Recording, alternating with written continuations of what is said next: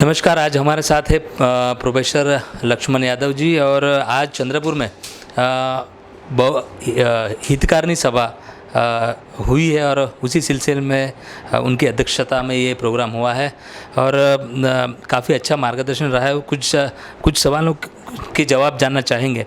अभी आज आप मार्गदर्शन में बता रहे थे कि हमारे देश के प्रधानमंत्री भी दिल्ली से आए, आप भी दिल्ली से आए हैं और उनका रास्ता और आपका रास्ता कैसा रहा है और ये विचारधारा की जो लड़ाई है, इसके पहले भी हम गोंडपिपरी में आपको सुने हैं, तो क्या कहेंगे?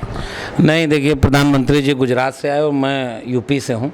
दिल्ली में दोनों रह रहे हैं, वो प्रधानमंत्री हैं, हम तो अभी कुछ नहीं। एक नौकरी थी, वो भी उनकी सरकार में रहने नहीं दी गई।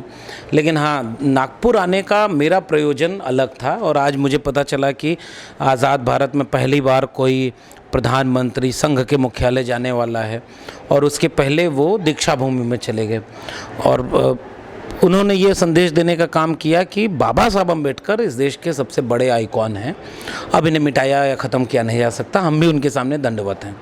लेकिन हाँ, उसके ठीक बाद वाले कार्यक्रम में वो उस आरएसएस में चले गए।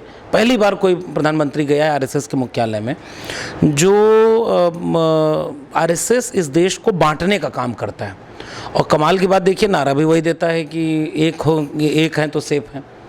तो हम ये जानना चाहते हैं कि फिर बंटे कैसे, कौन बांटा और उस बंटवारे पर आरएसएस का विचार क्या है। इस देश को जातियों में बांट करके हक, अधिकार, संपत्ति, सम्मान सबसे बांट दिया गया। इस देश के 90% बहुजन जो हैं इस समय शिक्षा में कहीं नहीं है, रोजगार में कहीं नहीं है, सुप्रीम कोर्ट में जज नहीं है, विश्वविद्यालयों में कुलपति नहीं है, प्रोफेसर नहीं है, ब्यूरोक्रेसी में सेक्रेटरी नहीं है। इस देश के 100 उद्योगपतियों में 90 उद्योगपति इस देश के बहुजन नहीं है, SC ST OBC नहीं है। तो बहुजन हैं कहाँ? इसका मतलब उन्हें जातियों में बांट करके उन्हें इन अधिकारों से वंचित कर दिया गया और मुट्ठी भर लोगों के हाथ में पूरे देश को चलाने के लिए सौंपा जा रहा है। यही तो लड़ाई थी, हजारों साल पुराने इस देश की यही लड़ाई थी कि मुट्ठी भर लोगों के हाथ में सब न रहे, मुट्ठी खुले, इंसान को इंसान के बराबर समझा जाए, जाति के नाम पर किसी को ज़्यादा सम्मान और किसी को अपमान न मिले, संसाधन सबको बराबर मिले। लेकिन आरएसएस ऐसा नहीं चाहता, तो इसलिए वो वहाँ गए। वो उस विचार के मानने वाले हैं, वो गोडसे गोलवलकर हेडगेवार को मानने वाले हैं, हम फूले अम्बेडकर पेरियार को मानने वाले हैं। तो हम यहाँ आ गए और यहाँ का कार्यक्रम था बहुजन हितकारिणी सभा। इसमें ये चिंता व्यक्त की गई कि भाई इस देश में संविधान बड़ी चीज़ है। बाबा साहब ने उस संविधान में सबको बराबर का हक दिया। उनका मोदी जी जिसके साथ हैं वो संविधान को बदलने वाली बात कभी कभी करते हैं। हम लोग जिस खेमे में हैं, हम लोग संविधान को बचाने की बात करते हैं। वो लोग पाखंड अंधविश्वास फैलाने की बात करते हैं, उन पाखंडियों के साथ खड़े हो जाते हैं। हम लोग विज्ञान और तकनीक की शिक्षा फैलाने की बात करते हैं। वो चाहते हैं कि हिंदू मुसलमान के नाम पर नफरत बढ़ती रहे। हम चाहते हैं कि इंसान और इंसान बराबर रहे, सबको सम्मान, सबको अधिकार, सब अपना अपना जिए, कोई नफरत लड़े ना, आपस में लड़ाई ना हो। वो आग लगाना चाहते हैं, हम पानी बुझाना चाह रहे हैं। तो ये हमारी और उनकी विचारधारा की लड़ाई है। यादव जी, लक्ष्मण से लेके प्रोफेसर तक और उसके बाद प्रोफेसर की डायरी रही, उसके बाद जहाँ एजुकेशन का नाम हो वहाँ लक्ष्मण यादव ना हो। दिल्ली के सबसे बड़े यूनिवर्सिटी में आप प्रोफेसर थे, उसके बाद ये जो हालात आज बनी हुई है और अम्बेडकरिज्म को लेके आप अभी चल रहे हैं, एक खौफ सा इसमें खौफ सा एक हिडन जो डिस्क्रिमिनेशन बार बार होता आ रहा है, उसको लेकर अभी का 21वीं सदी का पैगाम क्या होगा, क्या जवाब है? न्यूनतम पॉलिसी में आप एक होने की बात कर रहे थे अभी, तो आखिरी जाते जाते क्या कहेंगे? और ये जिस पावन भूमि पे बाबा साहब ने दीक्षा दी थी, यहाँ बंडू नगराले हो या दिलीप बाबरे सर हो, रायपुरी जी हो, ऐसे कई लोगों ने ऐसे प्रोग्राम रखकर और चेतना का काम किया है। इस जाते जाते क्या कहेंगे, क्या प्रॉब्लम्स रहेंगे आने वाले युवाओं के साथ? क्योंकि अभी ये सभा में 35 और 40 के अंदर कोई बंदा दिखाई नहीं दिया।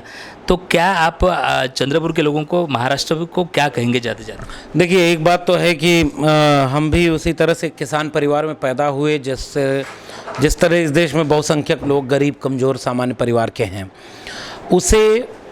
उसके हाथ में कलम पकड़ाने का काम, किताब पकड़ाने का काम परिवार ने किया। परिवार अहमियत समझता था कि जैसे संत गाडगी कहते थे कि थाली ना रहे तो हाथ पे रख के खाना खा लेना, लेकिन शिक्षा जरूर लेना। बाबा साहब कहते थे शिक्षित बनो, संगठित रहो, संघर्ष करो। फूले दंपत्ति ने शिक्षा के लिए कितना अपमान सहा, स्कूल खोले फिर भी। तो हमारे परिवार तक ये बात समझ में आई थी कि शिक्षा बहुत ज़रूरी है। और मैं जानता हूँ कि मैं जब पढ़ने गया इलाहाबाद विश्वविद्यालय में तो घर में पेंटिंग बहुत सालों तक नहीं हो पाती थी क्योंकि कोई पढ़ रहा है। उसके बाद जब विचारधारा की ट्रेनिंग ली, समझा बुझा, किताबों को पढ़ा, इतिहास जाना, तो ये समझ में आया कि अगर इस देश में बाबा साहब अम्बेडकर के नेतृत्व में बना हुआ बाबा साहब का संविधान ना होता, मंडल कमीशन ना होता, तो हम तो प्रोफेसर बन ही नहीं पाते। क्योंकि अपवाद में कोई बन जाए ठीक है, वो तो मुट्ठी भर लोगों के हाथ में सब कुछ था। तो एक सफ़र है, एक यात्रा है, उसमें हमने एक विचार अर्जित किया और फिर ये देखा कि प्रोफेसर बनने के बाद अगर आप सच न बोल पाएँ, आप क्लास में पढ़ा रहे हैं विद्यार्थी को कि सच को सच और झूठ को झूठ कहना, विद्यार्थी को यही तो पढ़ाते हैं। इतने बड़े बड़े स्कूल, यूनिवर्सिटी किस चीज़ के लिए खड़े हुए हैं कि एक नागरिक तैयार करें, वो नागरिक जो चेतना संपन्न हो, ऋण हो उसमें। और हमारा विश्वविद्यालयों का पूरा देश में क्या हो रहा है कि एक शिक्षकों को ठेके पर रख दो, विचारधारा के नाम पर गुलाम बना लो और सत्ता की जी हुजूरी जो करे वो प्रोफेसर बन जाए।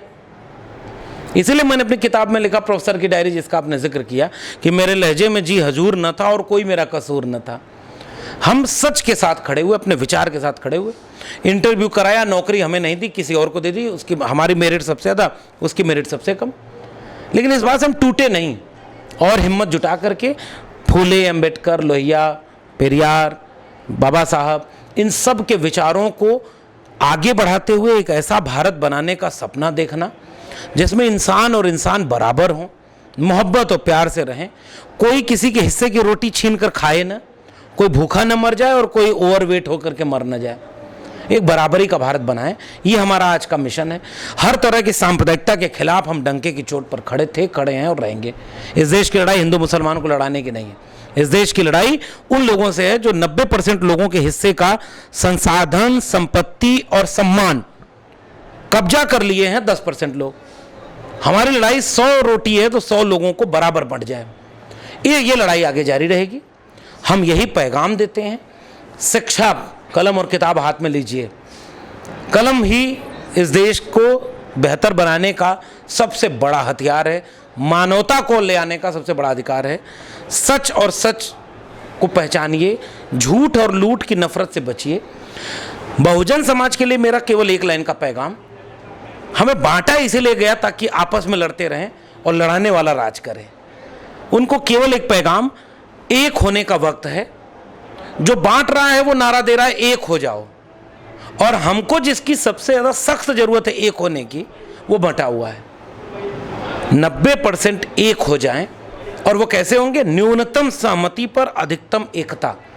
मान लीजिए SC ST OBC माइनॉरिटी में 10 में से 5 बातें नहीं मिलती हैं, कोई थोड़ा सा हम इनसे डिसएग्री हैं, उनसे एग्री नहीं हैं, लेकिन 5 जगह पर अगर एक हैं कि संविधान को हम सबसे ऊपर रखेंगे, हम सबको सबके हिस्से का हक दिलाएंगे, हम शिक्षा और रोजगार के लिए लड़ेंगे, हम फूले अम्बेडकर पेरियार के सपनों का, लोहिया के सपनों का भारत बनाएंगे, इतना पर्याप्त है। और बचेंगे तो आगे फिर लड़ लेंगे। इसलिए शिक्षा सबसे जरूरी, कलम और किताब पढ़ें, नफरत से बचें, दंगों में मत शामिल हों, किसी दंगाई भीड़ में हमारे लोग न जाएं। ये भी मेरा पैगाम है। मोहब्बत और प्यार से रहें, एक दूसरे का हाथ पकड़ें, ज़रूरत के समय एक दूसरे को काम आएँ, दलित, पिछड़े, बहुजन, वंचित, शोषित एकजुट हो जाएं, यही हमारा पैगाम है। बिल्कुल, आपने सुना है। हमारे साथ डॉक्टर प्राध्यापक लक्ष्मण यादव सर थे। उन्होंने कहा एक रहे, मिलजुल कर रहे, और 21वीं सदी में जो अम्बेडकरवाद है, ये कॉन्स्टिट्यूशन की बात है, ये समानता की बात है, ये इस बात को बचाने के लिए एक साथ रहे, क्योंकि शिक्षा ही ये सपनों का भारत आगे बढ़ा सकती है। हम ऐसे मिलते रहेंगे, ऐसे सवालों का जो जवाब ढूंढने की और जानने की कोशिश करेंगे। मैं नितेश डोंगरे, लोक राज्य न्यूज, चंद्रपुर।